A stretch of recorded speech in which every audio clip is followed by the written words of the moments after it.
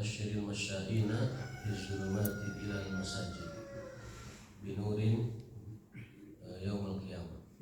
Bahwasanya Rasulullah SAW beri kabar gembiralah kepada mereka orang-orang yang senantiasa berangkat dalam kegelapan menuju masjid-masjid Allah Ta'ala. Dengan apa beri kabarnya? Dengan cahaya nanti di hari kiamat. Amin ya rabbal alamin. Berarti di hari kiamat itu ada masa di mana kita ditempa kegelapan yang luar biasa.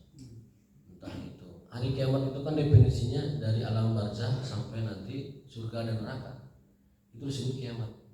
Akhirat itu dari mulai alam kubur sampai nanti akhirat itu disebut, sampai nanti surga neraka itu akhirat. Ya, sebagian kita mungkin memahami akhirat itu pasca alam barzah ya, atau setelah alam barzah. Tetapi yang benar adalah, pemahaman yang benar adalah bahwa hari akhirat adalah hari sejak alam barzah pertama sampai nanti nasib akhir kita di surga atau neraka. Itulah yang disebut dengan alamul akhirah atau alamu al-qiyamah akhirah. Maka yang dimaksud dengan gelap itu ya, alam kubur ya. Beri kabarlah kepada mereka yang selalu datang sholat subuh berjamaah menembus malam ya, meskipun sekarang sudah banyak lampu LED neon di mana-mana, tapi tetap subuh adalah waktu gelap ya.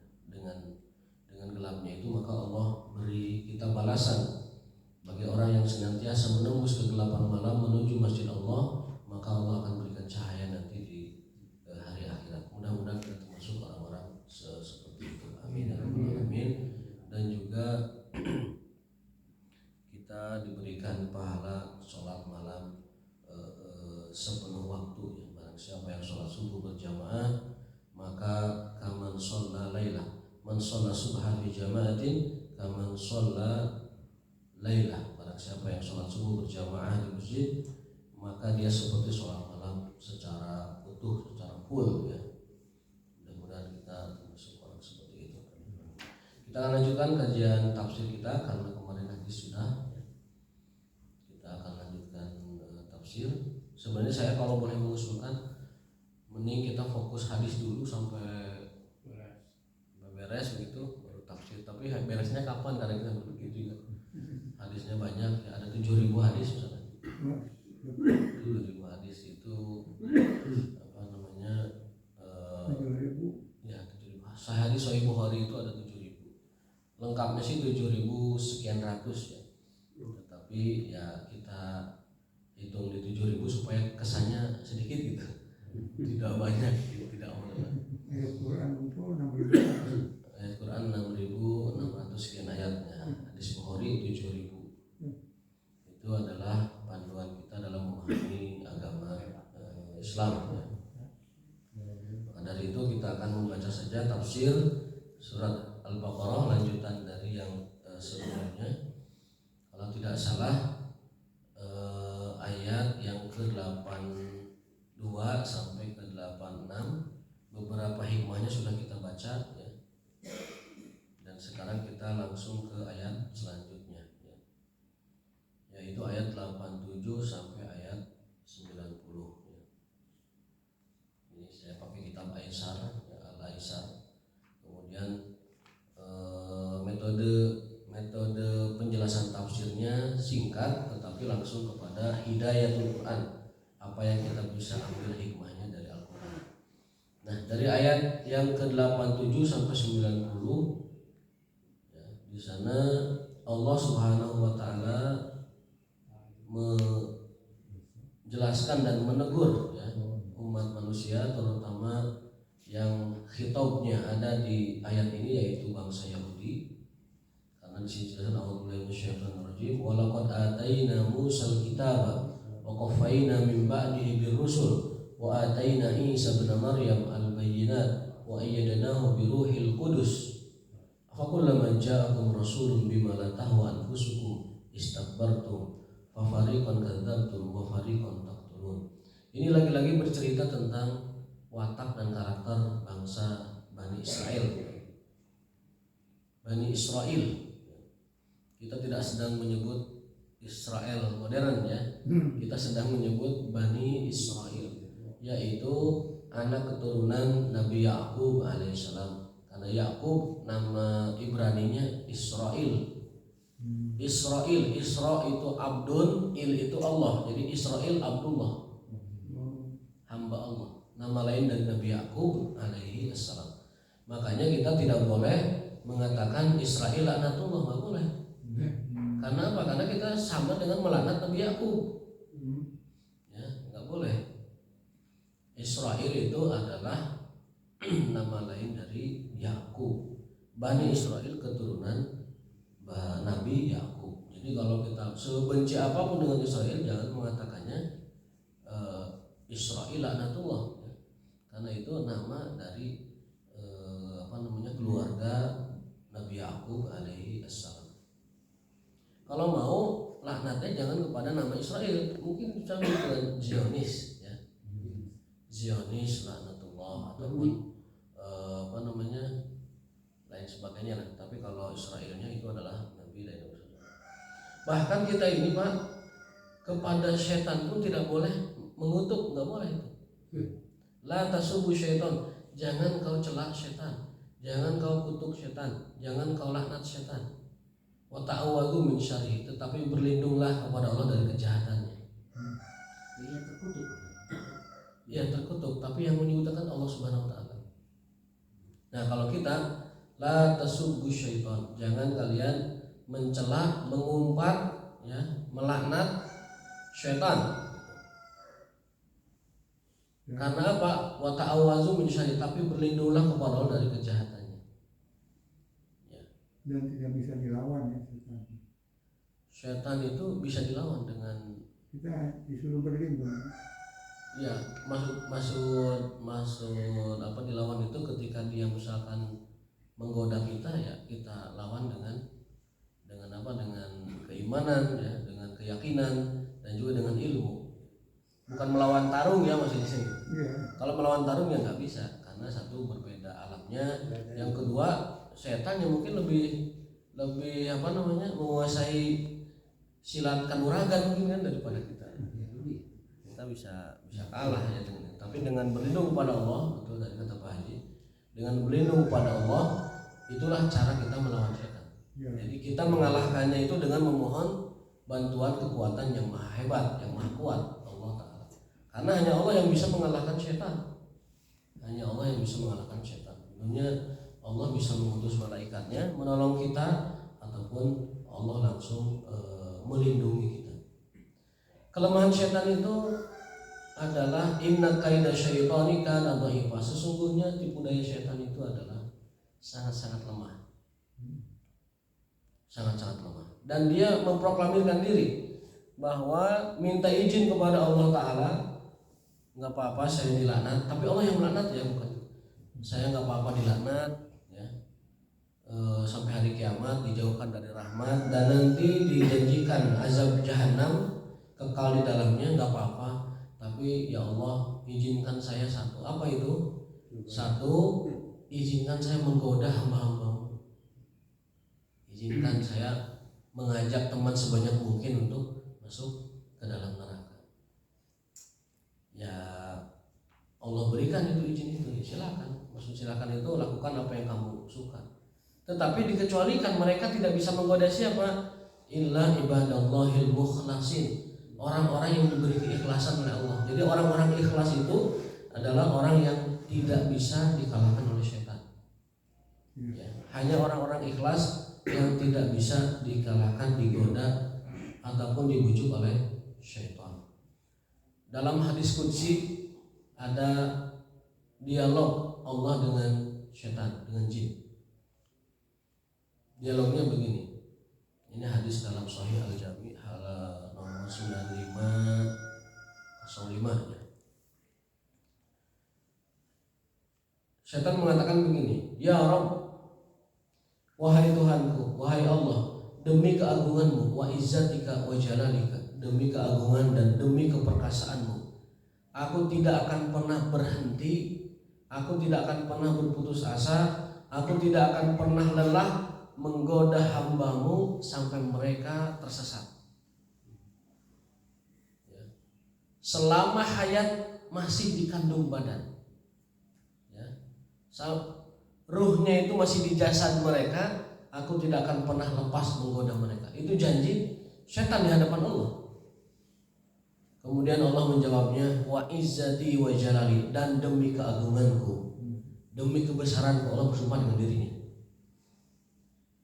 Demi keagungan dan demi keperkasaanku, aku pun tidak akan pernah putus berhenti mengampuni mereka. Ya, luar biasa ya di situ ya. Jadi setan bersumpah di hadapan Allah dengan bersumpah dengan keagungan Allah, karena setan ya tetap itu makhluk yang tunduk kepada Allah dalam pengakuan, tetapi dalam perbuatannya dia minta izin untuk ingkar. Demi Allah dan kekuasaanmu ya Allah, aku tidak akan pernah berhenti menggoda hambamu selama hayat masih dikandung badan. Dan Allah menjawab, demi Allah dan demi kekuasaanku, aku tidak akan pernah putus mengampuni mereka, tidak akan pernah berhenti. Jadi sok wae silakan goda hambaku itu, tapi aku pun tidak akan pernah berhenti mengampuni dosa-dosa mereka. Jadi pada akhirnya ya dosa dan istighfar itu semacam paket. Dosa itu akan terus dilakukan oleh manusia, tetapi istighfarnya itu jangan pernah lepas. Jadi kalau kita punya koin, dosa itu belah satunya, istighfar itu sebelah satunya. Itu semacam sudah satu paket gitu. Jadi dosa istighfar. Karena manusia tidak akan pernah lepas dari dosanya. Maka dari itu supaya itu netral kembali adalah dengan istighfar. Pada Allah SWT. Tidak ada dosa yang tidak bisa dihapus dengan istighfar. Sebagaimana tadi dalam hadis qudsi, hadis yang sahih, ya, bahwa Allah tidak akan pernah berhenti mengampuni hamba-hambanya. Nah, di ayat ini Allah menyatakan kepada tentang Bani Israel, ya. Dan ini ayatnya kitabnya akan disampaikan kepada Nabi Muhammad SAW. Walaqad ataina Musal kitaba wa qaffayna min ba'dihi birusul. Dan sungguh kami telah memberikan Musa alaihissalam Alkitab, ya, yaitu Taurat. Wa qaffayna, dan kami ikutkan kepada Musa, artinya kami susulkan kepada Musa min ba'dihi birusul, dengan para rasul-rasul yang lain. Jadi Bani Israel ini sudah dikirimkan Musa alaihissalam, dikirimkan juga nabi-nabi yang lain, ada Nabi Harun, ada Nabi Yusha bin Nun, ada Nabi setelah itu lama nabi-nabi yang lain. Kemudian terakhir dikirimkan Nabi Isa kepada mereka. Tapi tetap Bani Israel mantangul ya. Mereka punya sifatnya, karakternya mantangul, tidak pernah benar ya. Saya kadang berpikir-pikir, tanda kutip ya, berpikir-pikir dalam arti kata merenung, bukan mempertanyakan. Mengapa demikian Allah peduli dengan Bani Israel? Melanggar, dimaafkan, berdosa, dimaafkan, sampai berdosa diterima taubatnya, membunuh nabi, terus dikirimkan nabi, terus. Tapi Allah masih sayang sama mereka, peduli dengan mereka, dan juga mengirimkan terus ya petunjuk-petunjuk hidayah. Nabi yang dibunuh barangkali ratusan ribuan ya. Nabi yang dibunuh banyak ya, karena ayatnya itu bentuknya jamak. Wa yaqtulunal anbiya'a bighairi haqq, dan mereka itu kebiasaannya itu adalah membunuh para nabi dengan cara tidak hak. Yaqtuluna al-anbiya, al-anbiya itu jamak dari nabi, berarti banyak itu nabi-nabi ya kan? Kalau kita lihat dalam Sahih Muslim saja misalkan, ataupun dalam beberapa musnad Imam Ahmad dalam musnadnya mengatakan Nabi itu kan 100, Nabi dan Rasul itu 142.000, diriwayatkan 143.000 ya, itu keseluruhannya. Kalau yang kita kenal saja hanya 25, itu yang tidak kita kenal sangat banyak sekali. Dan banyak sekali Nabi yang dibunuh oleh Bani Israel. Kita akan baca di sini penjelasannya kenapa ya.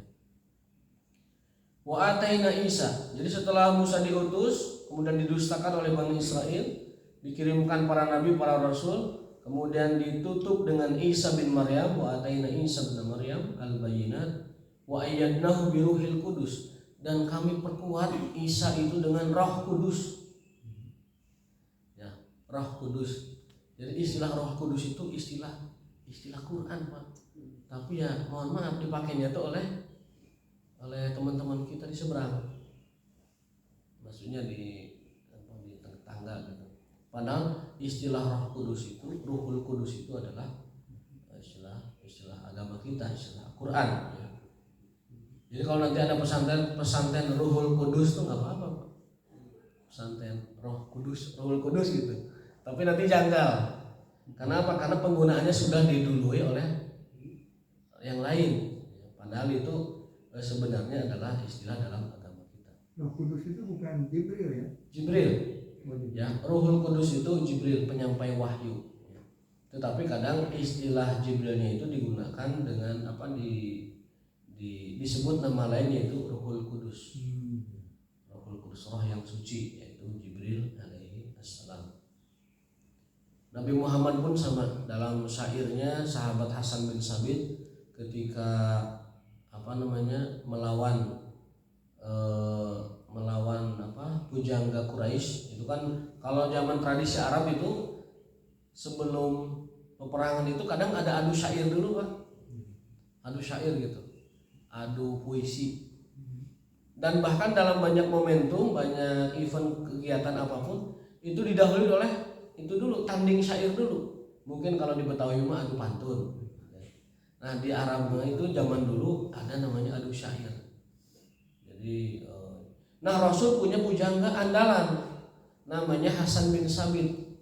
Itu pujangganya Rasul, sastrawannya Rasul, juru bicaranya Rasul kalau bidang syair itu beliau. Nah pernah Hasan bin Sabit itu membuat puisi disampaikan kepada orang Quraisy, menggetarkan hati orang Quraisy sebelum penaklukan kota Mekah. Itu menulisnya begini: Waruhul Kudusi mana, dan Roh Kudus Jibril maksudnya ada pada kami.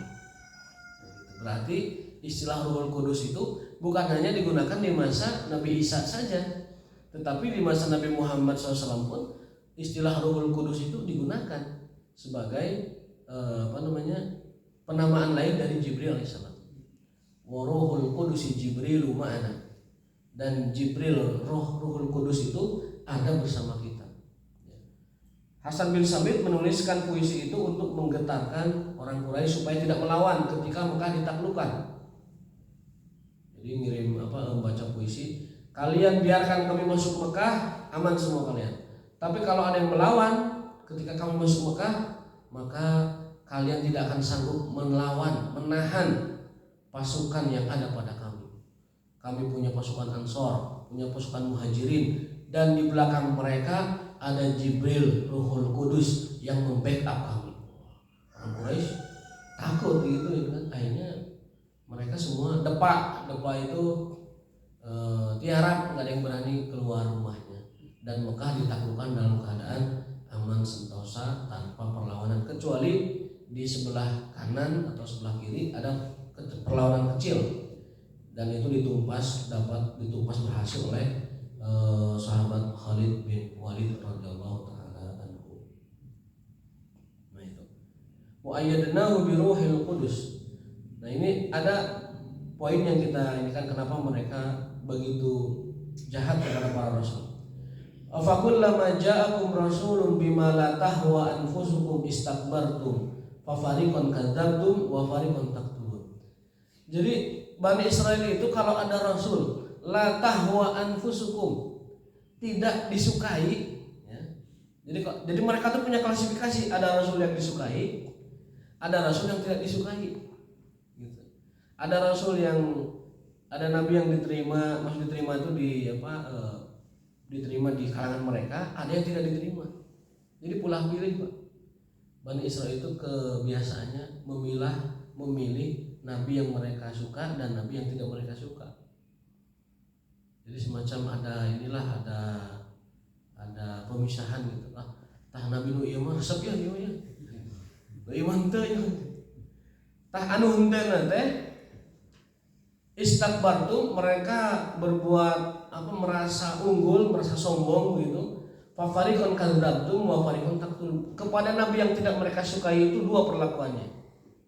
Kadzdzabtum, didustakan, artinya tidak pernah digubris, dicuekkan, diabaikan, tidak diperhatikan. Wa fariqan taqtulun, dan sebagiannya dibunuh. Jadi jadi nabi itu ada dua kategori, mereka yang mereka sukai dan mereka yang tidak sukai. Anu dipikaresep, anu teu dipikaresep. Padahal semuanya nabi sama itu. Nah, anu teu dipikaresep nate diperlakukan dua hal. Satu, didustakan, tidak didengarkan dakwahnya, dicuekin. Yang kedua, dibunuh. Berat sekali ya beban dakwah para nabi di masa Bani Israel. Alhamdulillah di umat terakhir ini kita diutus Nabi Muhammad SAW ya, tidak menghadapi Bani Israel yang sehebat sedahsyat itu sikapnya. Ada di Madinah kaum Yahudi, yaitu beberapa kabilah ya, Qainuqa, Quraisyah, Nazir, dan di Khaybar ya. Tapi itu tidak separah pembangkangan Bani Israel ya, yang dialami oleh Nabi Musa dan nabi-nabi setelahnya. Ya, di sini ada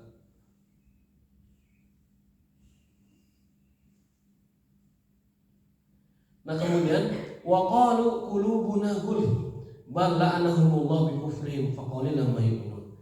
Kalau mereka itu disuruh oleh para nabi untuk mendengarkan dakwah, mereka itu mengungkapkannya qulubuna gulf, hati kita sudah penuh. Hampura kana bita hampura punten tos pinuh hatena nya. Qulubuna gulf alaiha ghilabun yamna'uha minal fahmi lima tad'una ilaihi aw hiya awiyatun lil ilmi falanahtaju ma'aha ila an ta'allama anka. Ya Nabi, ya Rasul, hati kita sudah penuh, otak kita sudah banyak ilmunya, tidak perlu lagi ilmu dari Anda. Itu Bani Israil, Pak. Qulubuna gulf. Ilmu kita sudah cukup, pemahaman kita sudah cukup, tidak perlu lagi mendengarkan ilmu ataupun apapun dari Anda. Itu luar biasa Nabi digituin, Pak. Nabi Rasul menyampaikan dakwah, kemudian dikatakan qulubuna gulf, ilmu kita sudah cukup, tidak perlu lagi tambahan ilmu dari antum. Ya. Jangankan Nabi, orang ustaz aja digituin naik pitam ya kan. Kalau ustaz bisa menerangkan, punten ustaz, tos cekap ilmuna teu peryoge deui ka ilmu ustaz mah. Tidak, itu gimana itu? Mungkin si ustaz langsung ngabret ya gitu ya. Ini nabi dakwah dikatakan qulubuna gulf, hati kita sudah cukup.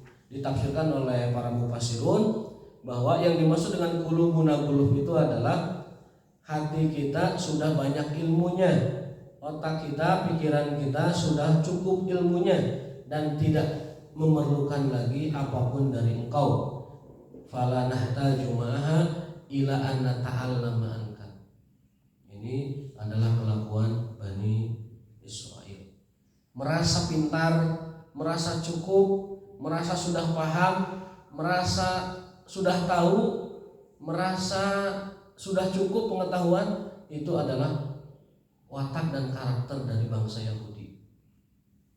Makanya kalau kita ingin ilmu, ya kerahkan kemampuan untuk memahaminya. Bahkan para imam, para ulama salaf dulu kalau ada orang menerangkan ilmu, mereka menganggap dirinya tidak pernah tahu itu yang disampaikan, walaupun ilmunya di atas segala-galanya ya.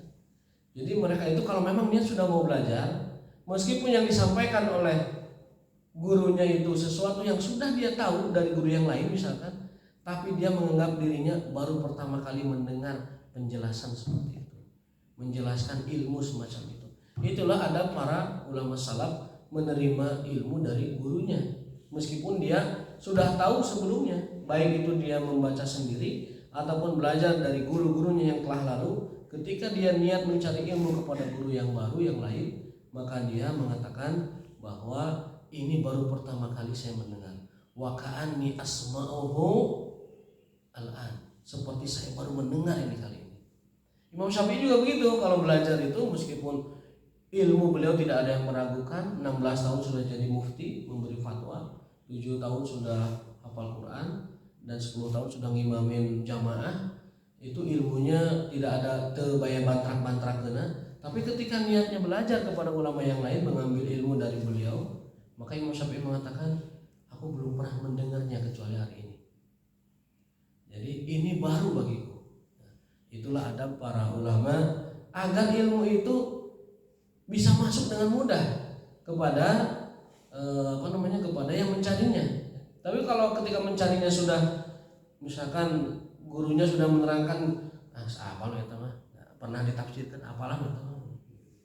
Hadis misalkan, wah teman, saya pernah dengar hadis itu, saya sudah tahulah kemana jalannya itu pembicaraan sang ustaz. Nah, itu berarti dia seperti ini, ilmu kita sudah cukup, tidak perlu lagi mendapatkan ilmu dari para nabi, para rasul. Itu termasuk kelakuan yang sombongnya Bani Israel, mengatakan kepada Nabi, kita sudah tahu apa yang kamu sampaikan, tidak perlu lagi ilmu dari Anda, wahai Nabi. Nah, ini ada beberapa hidayah ataupun faidah dari ayat-ayat yang kita baca tadi. Di antaranya adalah yang pertama, kita baca saja sini, fawaidul ayat, faidah dari ayat yang tadi kita baca. Yang pertama, wajibun nikmah asyukur, wajib atas kita mensyukuri nikmat yang Allah berikan kepada kita. Nikmat terbesar yang Allah berikan kepada kita hari ini adalah kita ada dalam hidayatul Islam, ada dalam hidayah keislaman. Rasul diutus kepada kita, itu adalah nikmat yang paling besar. Kita hidup di zaman di mana Rasul SAW Muhammad diutus untuk terakhir kalinya dari para nabi, dari silsilah dan mata rantai kenabian dan kerasulan. Itu adalah nikmat yang paling besar. Tapi apakah kita pernah bersyukur bahwa kedatangan dan risalah Rasul itu adalah nikmat terbesar? Jangan-jangan kita belum pernah bersyukur tentang itu. Alhamdulillah kita hidup di zaman yang Allah kirimkan Rasul Muhammad SAW. Rasa-rasanya kita minim ya menyadari hal semacam itu. Alhamdulillah kita bisa sholat, alhamdulillah kita bisa melaksanakan Islam. Ini semua adalah berkat jasanya Nabi kita Muhammad SAW. Dengan mensyukuri kenabian beliau, akhirnya kita cinta untuk terus menggali apa yang dibawa oleh Rasul berupa hidayah dan ilmu. Karena Rasul bersabda, hidayah dan ilmu itu sebenarnya Allah turunkan seperti hujan, rata dan banyak. Tetapi manusianya aja yang berbeda-beda.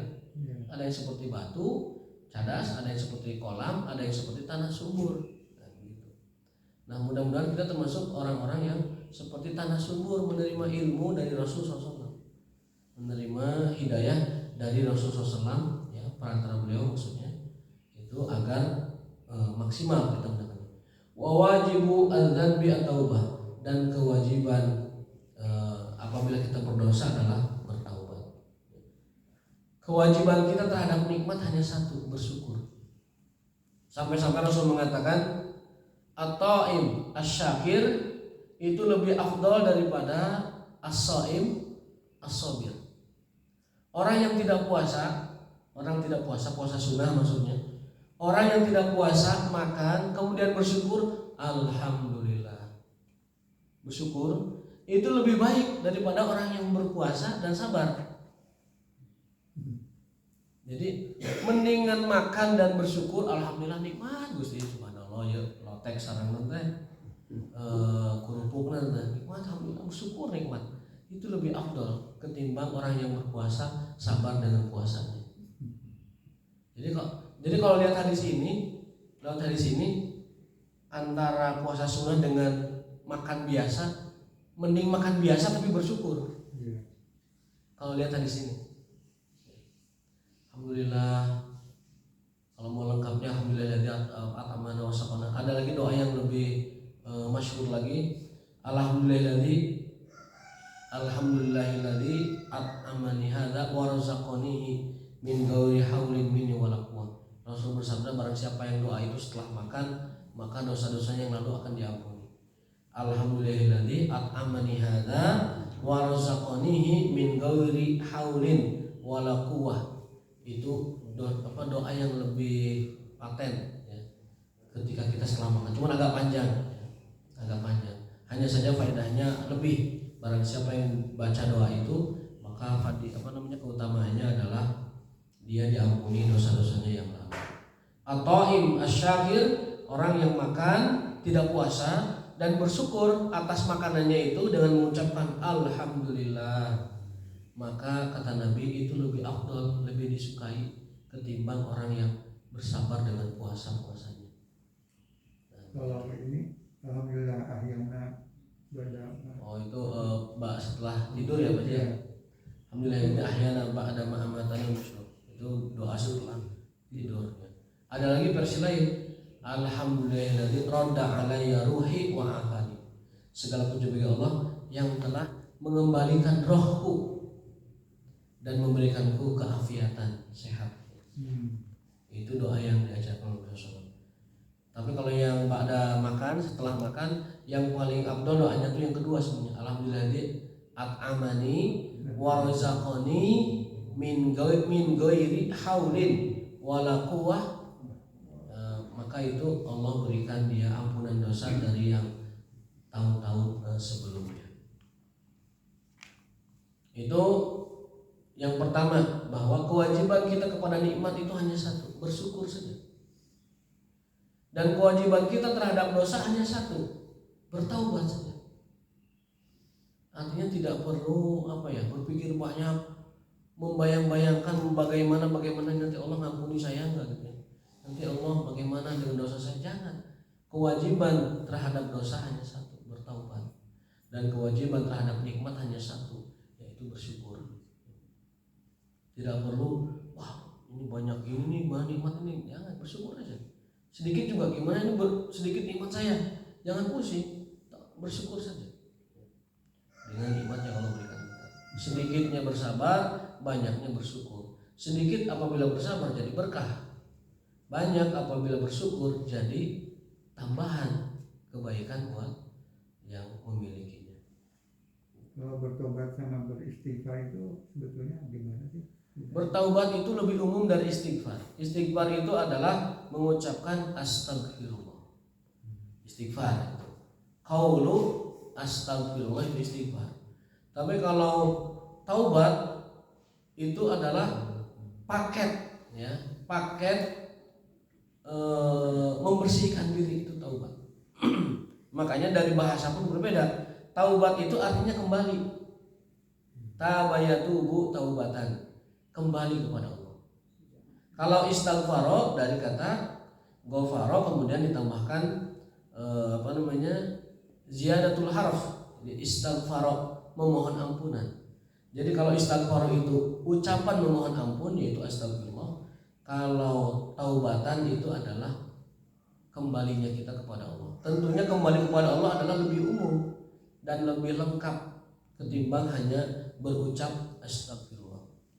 Kesimpulannya adalah istighfar itu bagian dari taubat. Istighfar itu bagian dari taubat. Ini Ustaz, di dalam ayat 17 adalah surat An-Nisa itu, orang yang terima tobatnya itu adalah mereka yang melakukan kesalahan tapi karena tidak tahu bahwa perbuatan salah. Innamat taubatu 'alal ladzina ya'maluna sayyi'at bighairi ilm. Betul, ada ayat semacam itu bahwa sesungguhnya taubat itu hanyalah bagi orang-orang yang melakukan sayyi'at, kesalahan dosa tanpa ia ketahui. Pada hakikatnya saya pernah baca tafsir ayat itu, penjelasannya panjang. Penjelasannya panjang dari sudut sebab turunnya, dari sudut pentafsirannya, dari sudut perkataan sahabat mengomentari ayat-ayat tersebut, itu panjang. Ya, panjang sekali. Sehingga kesimpulannya adalah bahwa bagi orang yang tidak mengetahui pada perkara yang boleh dia tidak tahu, maka dia diampuni. Tetapi pada hal-hal yang dia tidak boleh tahu tidak akan diampuni. Karena dalam Islam ada bab yang namanya ma la yasa'ul jahlu. Ma la yasa'ul jahlu. Sesuatu yang tidak boleh tidak tahu. Ada dalam Islam. Jadi ada perkara yang boleh kita tidak tahu, ada perkara yang kita tidak boleh tidak tahu. Di antara perkara yang ma la yasa'ul jahlu yang kita tidak boleh tidak tahu adalah perkara tauhid. Misalkan bahwa Allah itu Tuhan, bahwa Allah itu esa, bahwa Allah itu satu-satunya yang harus dituju, baik dituju dalam doa, dalam pengorbanan, dalam niat, dalam cinta, dalam benci, dalam sumpah, dalam ruku, dalam sujud, dalam ketundukan, dalam kehinaan, hanya Allah yang dituju. Maka bab itu kalau dia tidak tahu tidak boleh. Jadi ada kebodohan yang tidak diterima sebagai uzur. Ada ketidaktahuan yang tidak diterima alasannya. Kalau kita misalkan tidak tahu tidak tahu tata cara sholat sunnah detailnya bagaimana, misalkan tidak tahu sholat mutlak, sholat awabin ataupun tidak tahu perkara-perkara yang cabang dalam Islam, kita tidak akan dihisab ketidaktahuannya. Tapi ke dalam hal-hal yang kita harus tahu tidak diterima alasan ketidaktahuannya. Seperti itu yang tercontohkan, rukun iman, rukun Islam adalah perkara yang kita tidak boleh tidak tahu. Dan ketidaktahuannya bukan alasan yang diterima oleh Allah Subhanahu wa taala. Ada bukunya khusus, judulnya itu Ma la yasahu jahluhu, sesuatu yang kita tidak boleh tidak tahu.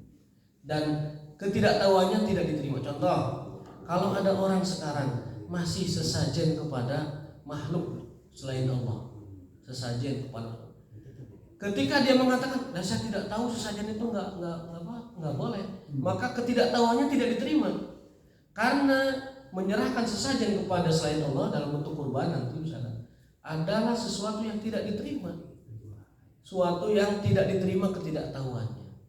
Makanya ketika orang itu sudah mengatakan ana muslim, ana mukmin, mengatakan asyhadu an la ilaha illallah wa asyhadu anna muhammadar rasulullah, maka dia mau tidak mau harus tahu apa itu la ilaha illallah, apa itu Muhammad Rasulullah. Ketidaktahuannya tentang ini tidak diterima alasannya. Saya tidak tahu. Apa buktinya? Buktinya ketika kita di azab kubur ditanya, saya tidak tahu. Digendir ke malaikat. Digendir ke malaikat berat. Karena dituduhkan wajah Nabi, saya la adri. Sami'tuna saya quluna kata wa kata. Saya dengar kata orang dia itu si fulan dan fulan. Oh, digendir, Pak. Digendir ke malaikat. Tapi orang beriman, man hadzal rajul? Ma ilmuka bi hadzal rajul? Kamu tahu enggak siapa ini? Dia mengatakan innahu Muhammad Rasulullah. Aman nabi wa taba'ana. Itu adalah Muhammad utusan Allah. Kami mengikutinya dan kami beriman kepadanya. Selamat. Berarti alasan tidak tahu itu ada yang tidak diterima. Ya. La adri, saya tidak tahu, digendir ke malaikat, tidak tahu. Itu baru di alam kubur, apalagi nanti di hisab akhirat. Nah, artinya ini harus disampaikan kepada umat bahwa perkara-perkara inti dalam agama alasan tidak tahu tidak bisa diterima. Nah, ketika tadi misalkan Pak Haji menanyakan bahwa taubat itu hanyalah bagi orang yang tidak tahu, ya, berbuat dosa karena tidak tahu. Betul. Tapi rinciannya tadi harus dipahami. Ada yang ketidaktahuannya itu diterima atau tidak. Kalau perlakuan dosanya syirik, ya, perbuatan dosanya syirik, dan dia sebagai muslim harusnya tahu itu syirik, tapi dia lakukan, tidak diberi taubat, Pak. Sampai dia benar-benar meninggalkan seluruh apa yang dia lakukan dalam syirik itu. Jadi itu penafsiran dari ayat bahwa taubat itu hanya bagi orang berbuat salah karena tidak tahu. Itu dalil umumnya.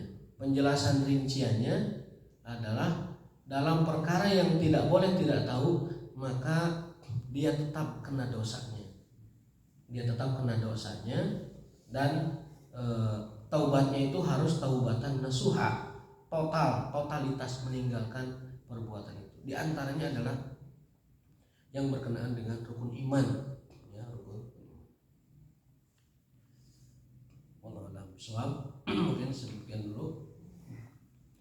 Ini apa? Seraknya sudah mulai muncul, ya. Kita tutup dulu. Subhanallahumma wabihamdika asyhadu an la ilaha illa anta astaghfiruka wa atubu ilaik. Assalamualaikum warahmatullahi wabarakatuh. Waalaikumsalam.